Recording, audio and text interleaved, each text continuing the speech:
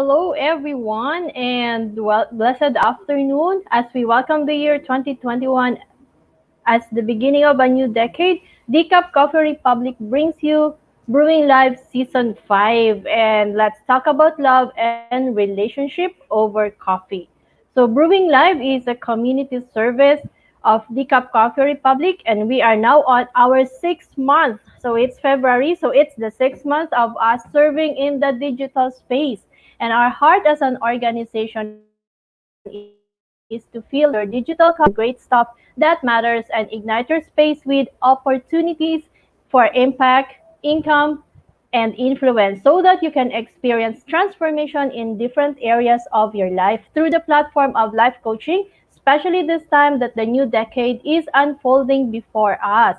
And Decaf Coffee Republic is a coaching hub and the home of certified life coaches where inspiration begins and transformation happens through the platform of life coaching. And our physical space is located inside Pioneer Center along Pioneer Road, corner Brixton and United Streets, Capitolia, Pasig City. And it's the second year anniversary, or it's the first year anniversary of DCAP in the new location.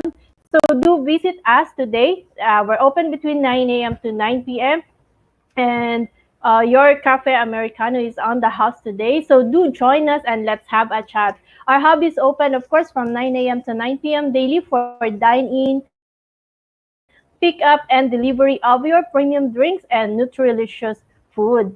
And plant-based meal is also available to keep you fit and healthy, especially during this time of pandemic. So those who are looking for vegan foods or those who are into a healthy diet and you're looking for a safe space where you can really eat out and just enjoy your me time, this is also one way of taking care or your self-care moment, then do visit us at DCAP. We offer a variety of plant-based meals.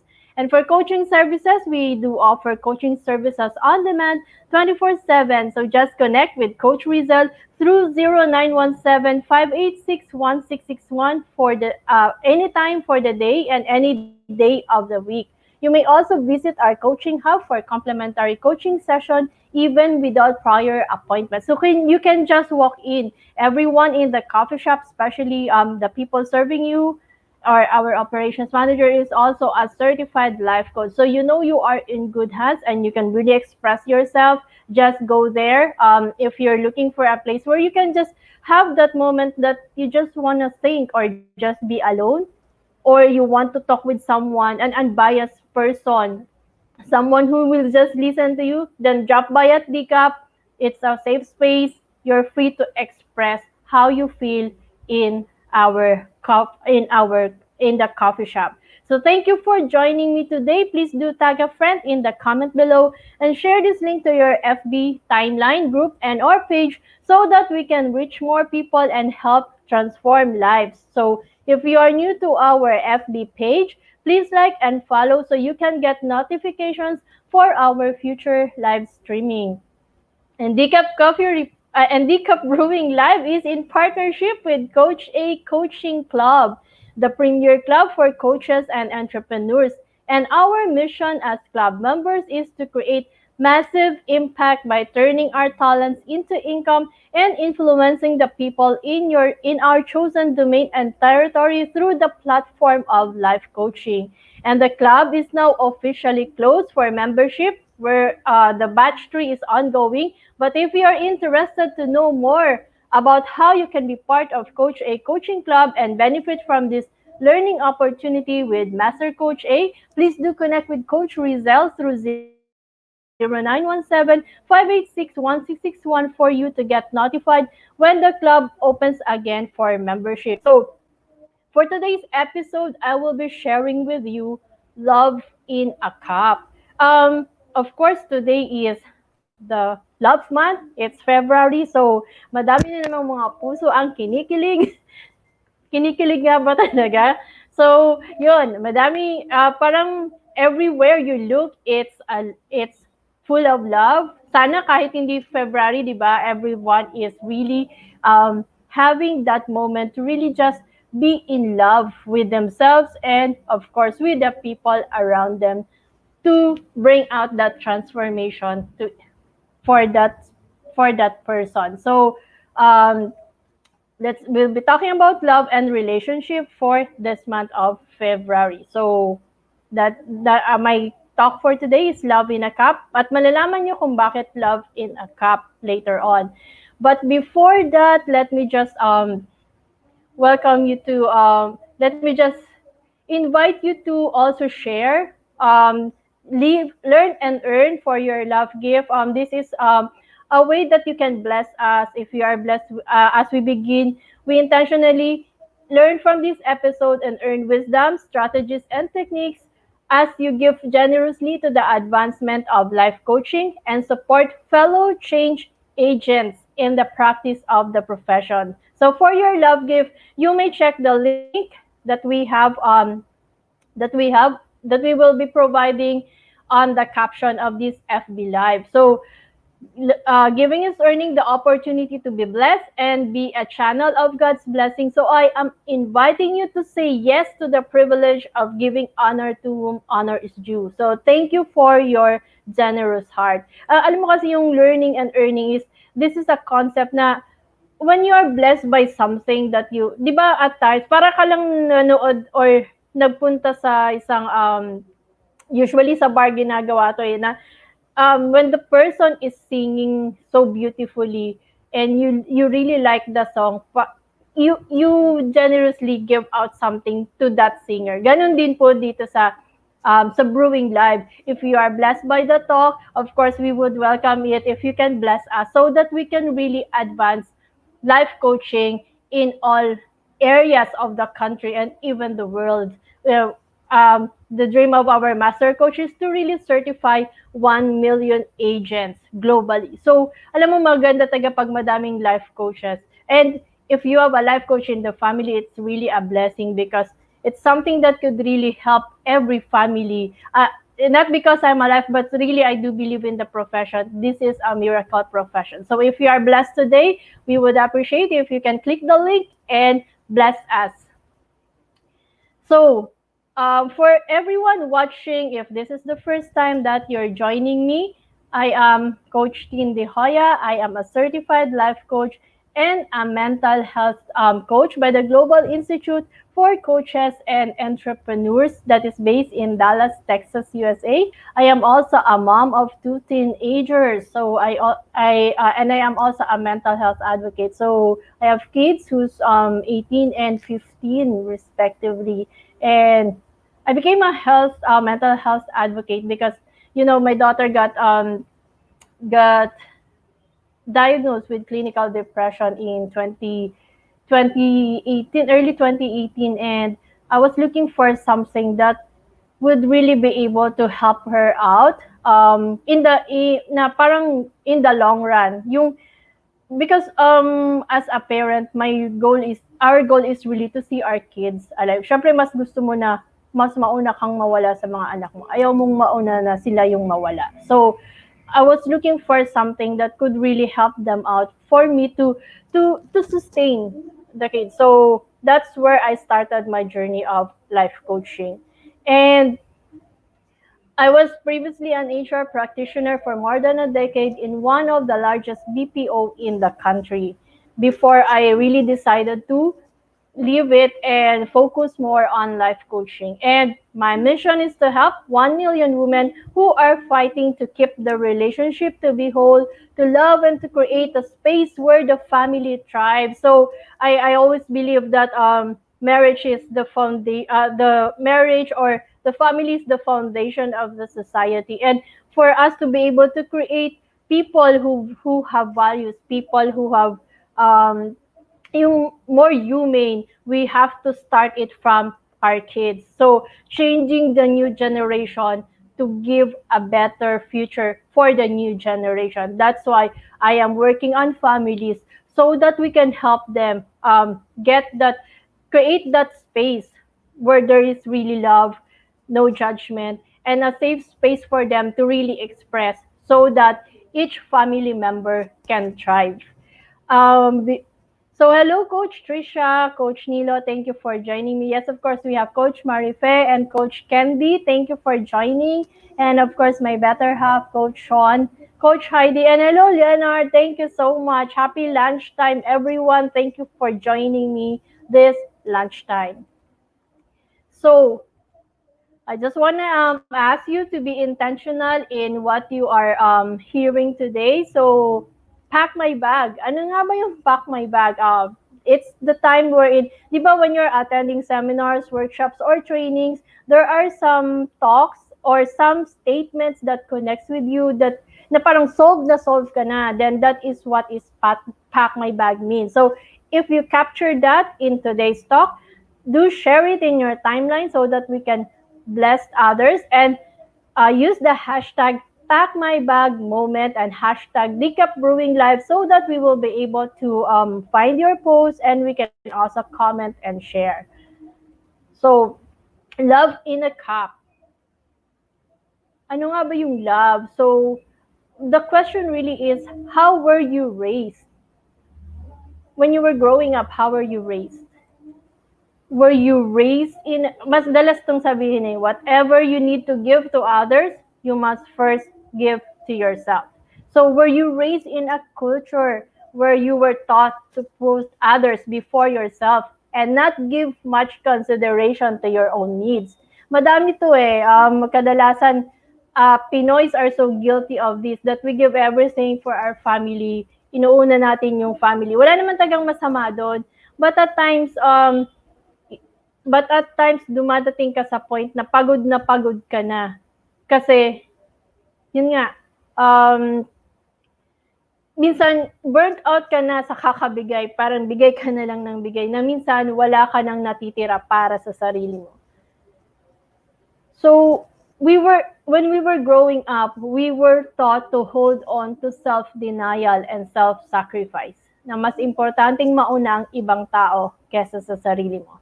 That at times we become martyrs. Sabi nga nila, wala nang martyr ngayon, binabaril na sa luneta. So, pero di ba, come to think of it, madami pa din talaga tayong na-encounter na people who are really into this kind of relationship sa family, kahit nga sa mga friendships, merong gano'n na you give everything to that person. So we forget and even we don't understand what love really is. Akala natin when we are giving everything, that is love. But love is really more of acceptance than sacrifice. Pag tinignan mo yung meaning ng love, it's more of a passion. Kaya nga passion of the Christ. Pero di naman sinabi ni God na maging tanga tayo sa pagbibigay. Diba? Dumadating taga tayo sa point na bigay, lahat lang talaga binibigay. So, love in a cup simply means the love you have for yourself so you can love others and become a better you. To fill your cup means to replenish those stores of mental, emotional, and physical energy. It means that you need to stop and recharge your batteries. We always say we can pour from an empty cup. So if you're running on empty cup, then you can't give yourself. If there's nothing in the tank, then everyone who's along for the ride gets stuck along with you. Kung wala ka nang maibibigay, parang di ba naging stagnant na din? So you need to fill yourself up first. So do you intentionally fill up your cup? And how do you intentionally fill your cup? So hello, Coach Rizel. Thank you so much. Sabi ni Coach Marife, pwede daw bang mag? Yes, it's a mug, it's a cup, however you want it. What's important is how you fill that cup or how you fill that mug to be able to give, to be a better you and give back to others. So I'll give you some steps on how you can fill your cup and live the good life. So first is really take your time. Nobody's going to give you time out. Di ba sa family, di naman nila sinasabi, ay, okay lang, stop na. As long as, kasi I think we were raised in a culture, actually, we were raised, not think, but it does happen that we were raised in a culture that when you are growing up, you were trained to give back to the family, especially to sa buong family actually di lang sa parents. And there's nothing wrong with that, but at times we tend to give in to everything. That are we really giving them help or are we crippling them? Kasi minsan nagiging dependent na sa'yo yung family, di ba? I came also from that experience na I have to give everything, pero hindi ko pa din masatisfy yung lahat ng hinihingi. At ikaw pa yung laging mali. So, it's really not being able to give back from, parang I'm already running on an empty cup, but still, I try to give and give, because I thought that is how they are going to accept, and that is how I will know that I am loved. So dumadating ka sa point that you get that resentment, and brewing resentment is a tea that will poison everyone who drinks it. So taking time out is really more of you be having a better understanding as to what is truly urgent and important. And it's it's called taking time out because that's exactly what you have to do, to take your time. Remember, you are worthy of being able to spend time as you choose, and you deserve it. So you don't need to meet any arbitrary or internal or external expectations. No expectations. You really have to take your time by allowing yourself to take a breather. You don't need a reason or an excuse. Hindi pwedeng kung kailan ka may sakit saka ka titigil. So, when you constantly rush around, you end up clouding up your ability to judge whether or not something is really important. That's why when you take your time, you will have a better understanding as to what is truly urgent or important. And taking, to be clear, hindi po ibig sabihin na you won't make any mistakes when you slow down. However, chances are, when you take your time to do something, you'll make far fewer mistakes than you would have if you rush through the whole thing. So when you slow down, you allow yourself more time to absorb information and process ideas and concepts. So knowing a bit more info in any situation might prevent you from making a potential error or two. That's why take time. And of course, taking your time will protect the well-being of yourself and others. Safety is one of those things you don't really pay attention to until you get compromised or something bad happens. So slowing down your approach on a daily task or on a daily basis will help you minimize, will really help you. It will protect you mentally, physically, and emotionally. And it will also benefit the people around you, your family, friends, co-workers. So it's really important to stay safe and take your time. Hello, Coach Lynn. Thank you for joining. Next, how to fill your cup is also question your standards of perfection. Sino dito ang guilty of perfection? So, do you lack time or do you carry around an unrealistic self-imposed standard of perfection that won't allow you to relax? Di ba when you are into perfection, you're trying to meet all the expectations around. You want everything to be perfect. So before you can really take your time, you need to be comfortable letting your standards of perfection slide. Because one of the things that you can do is acknowledge what you are good at. What we tend to do, bakit ba kasi we're trying to be perfect?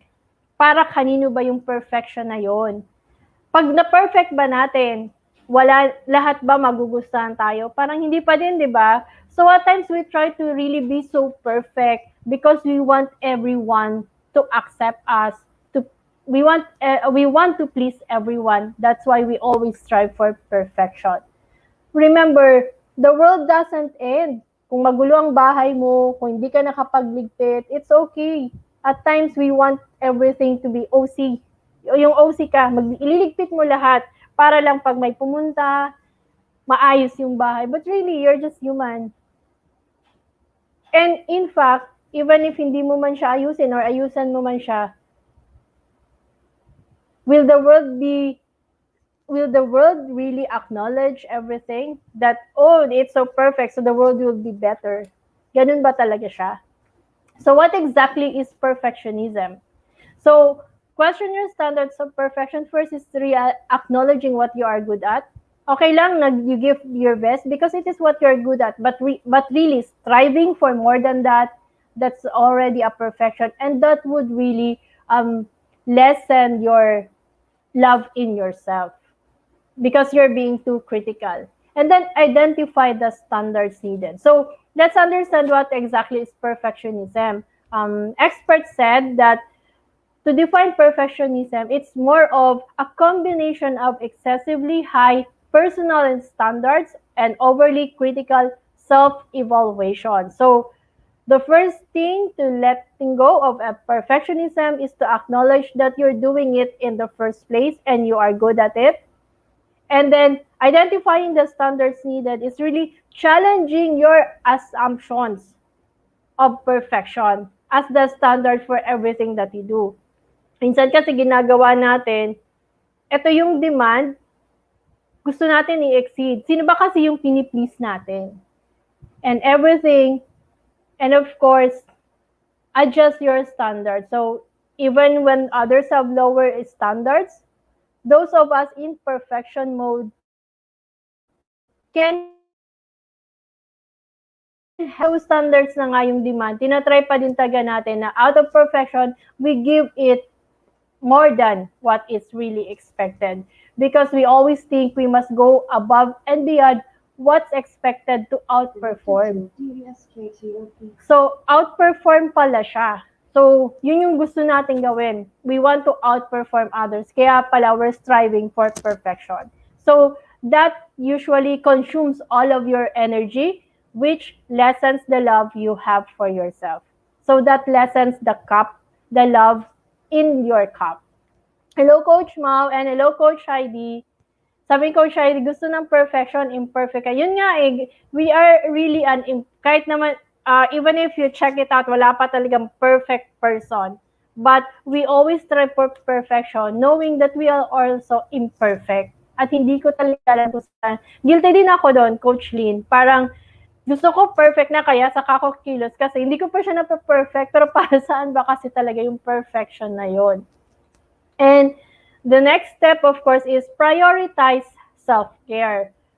Di ba, when you ride in an airplane, ang laging sinasabi ng mga stewardess pag nagde-demo is, you fit your own oxygen mask first before anyone else. Kahit may bata, mauna ka muna bago yung bata. Because you are of no use if you are unconscious in your seat. Pag ikaw yung tinamaan, wala din kwenta kahit kung inuna mo yung bata kasi hindi mo din matutulungan yung bata. So, in practical everyday terms, that means prioritizing the self-care you need to stay healthy because we only get one life. So, prioritize self-care is really rethink about self-care. Self-care is the practice of taking care of one's own physical and emotional needs with the goals of remaining healthy and resilient. So, of course, the first step is to prioritize your self-care. So, rethink about self-care, revise your views on it, and realize how powerful and vital it is. Taking care of ourselves is a basic human need. It's not weakness. Akala kasi natin, it's a weakness if huminto tayo at alagaan ng saglit yung sarili natin. And learn to pay attention to your need. This is a skill that we can sharpen. identify, acknowledge, and respect our needs instead of dismissing it. Madalas kasi, di ba, ako din, guilty ako din, parang, okay pa naman ako, wala akong nararamdaman, so go lang. Tapos, lalo na when you, previously, nung nag-work pa ako sa corporate, parang, lagi kang, sige, okay lang, kaya pa naman eh. Sige, go lang. Sige, extend. Until such time that you get burnt out. Pero ipipilit mo pa din kasi sayang ng leave, sige ganito. Hindi ko nga alam kung bakit ko talaga ginawa yun, napapaisip din ako eh. And then, take small action. Small actions that serves our well-being. So, if you're hungry, then eat. Minsan may gusto kang kainin because you're craving for something, ayaw mo kasi, teka lang, ang mahal. Sabi nga ni Master Coach, kung kinain mo na yun, kahit mahal, tapos after that, mag-work ka na lang para mapalitan kung ano man yung budget na nawala. Minsan daw kasi pinapahirapan pa natin yung mga sarili natin to, we dismiss ourselves. It's also one way of taking care of ourselves na if you wanna eat something, kainin mo siya. Pero minsan nagtaisip ko, gusto ko ba talaga siya? Parang, sige, wag na muna. So, pinahirapan pa din talaga natin yung sarili natin. And it's not really filling our cup with love. Ayaw nating mag-live kasi akala mo the company with, tama Coach Marife, feeling mo kasi hindi magiging maayos yung trabaho pag nawala ka. Pero gumagana naman kahit wala ka, di ba? Minsan talaga madami pa din talagang mindset na kailangang gawin eh. Feeling mo talaga, kala mo ikaw yung pag nawala ka, wala ng company. Yun. So, and then beauty is more than skin deep. Ito talaga, at guilty din ako dito. It's really important to feel good, but know that beauty is more than skin deep. It's not a set out based on the standards of others. So looking good makes you feel good, and feeling good fills your cup. It's about appreciating your beauty both inside and outside. Because beauty is more than skin deep, because you have to feel your best from the inside out. It's not about your physical, but also your inner strength, your inner beauty. It is what you are on the inside. Minsan kasi, di ba, when we look at the mirror, pagising sa umaga, ang napapansin nga natin is, parang ang pangit ng kilay ko ngayon. Parang lahat ng pangit yung nakikita natin. We never learn to really appreciate na, pwede bang pagising natin sa, pero ang hirap din talaga yung gawin nun. May moments ako dati na gano'n, parang pagising ko, parang bakit ba kasi hindi ako maganda? May gano'n. Tapos, pwede bang pagising mo, hello mirror, I'm so beautiful today. Pwede naman gawin yun, di ba? Because that gives you the affirmation of your value. Pero we are really so critical of ourselves that we forget na we only look at ourselves physically. Nakalimutan natin that beauty is more than skin deep. That is more of your feeling your best from the inside out. And go for naturals. Look in the mirror with love, not criticism. So it's really more of you being able to say, be natural with what you have. Ano man itsura mo, God made you beautiful in His eyes. But what we often miss is we tend to give out to the standards of the people around us.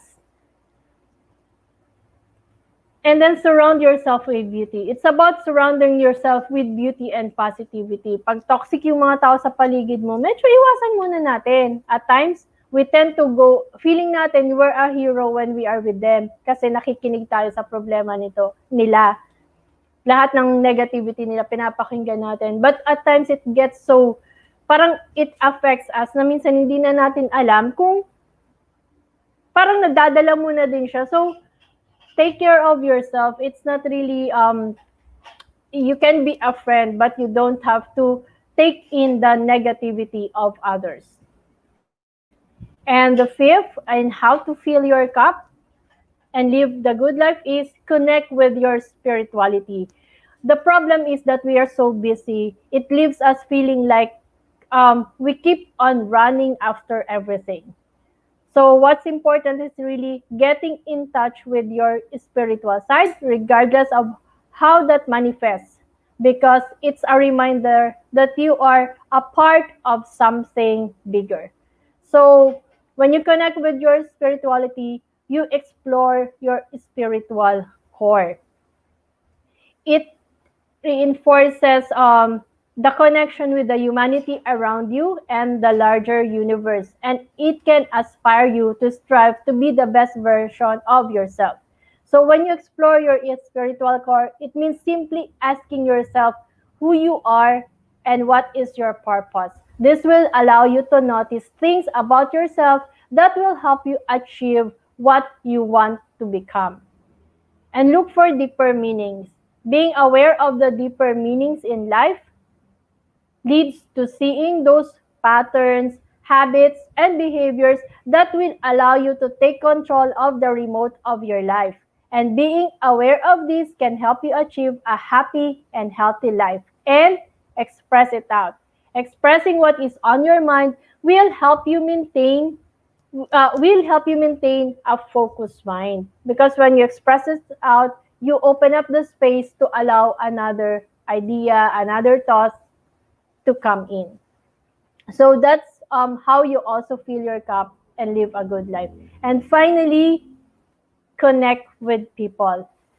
Sometimes the most powerful medicine is a sympathetic ear and validation.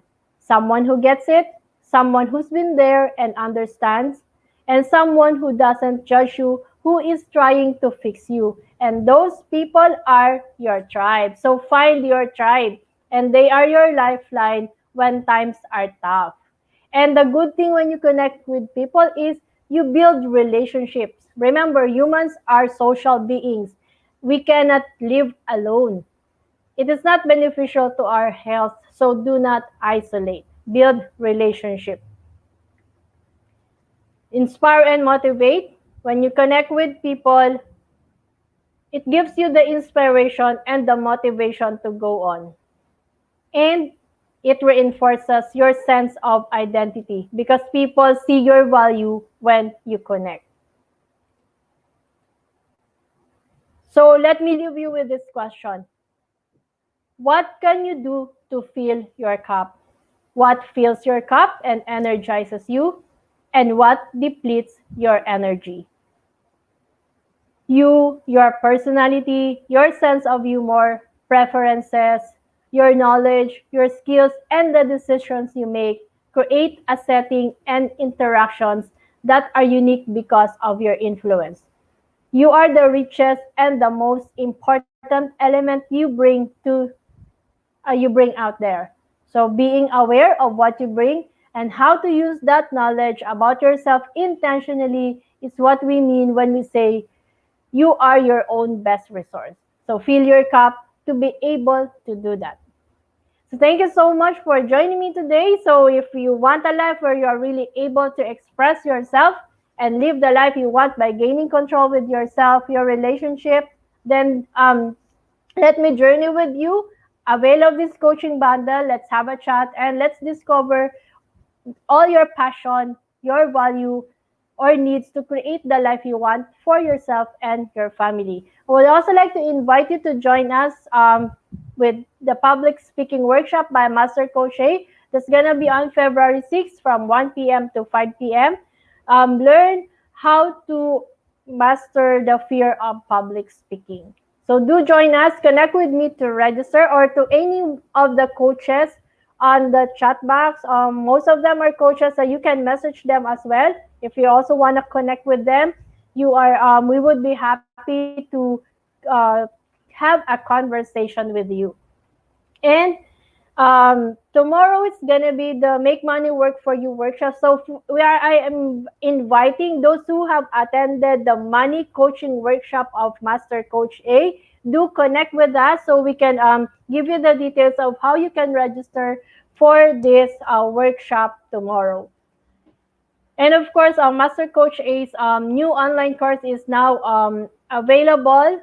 If you're interested, you can register. You can get this One Life to Live 8,760 hours course. That's around $167 or 8,750. If you're interested, do connect with me or with Coach Rizel at 0917 586-1661. And finally, we would like to invite you to join us in the Master Builder Apprenticeship. So if you have an unstoppable dream, if you have something that you do and why you are doing it, what makes you all the sacrifices, then do join us. Let's build a tribe together. Connect with me. For me, I am helping 1 million women to create a family that thrives. So whatever your mission is, whatever your unstoppable dream is, I would be happy to journey with you as you journey with me to create that movement of 1 million women creating a family that thrives. So thank you so much, everyone, for joining me today. You can connect with me at 0917-806-4200, or you can also visit my page and my Facebook group. It's Not All About Love Coaching Community. So in behalf of Decaf Coffee Republic and the Coach A Coaching Club, we want to thank you all for being part of this journey. You can watch the replay of all episodes from season 1 to 5 inside FB page of Decaf Coffee Republic and Life Coach Philippines. And you can also check on Coach A I Connect YouTube channel for high definition video of this episode. Remember to subscribe to the channel so that you can get alerts when a new video is available. So tomorrow our episode is Becoming a Tramp by Coach Sean De Hoya. So be sure to join us back at 12 noon tomorrow. So see ya. Love bam boom, love bam boom, love bam.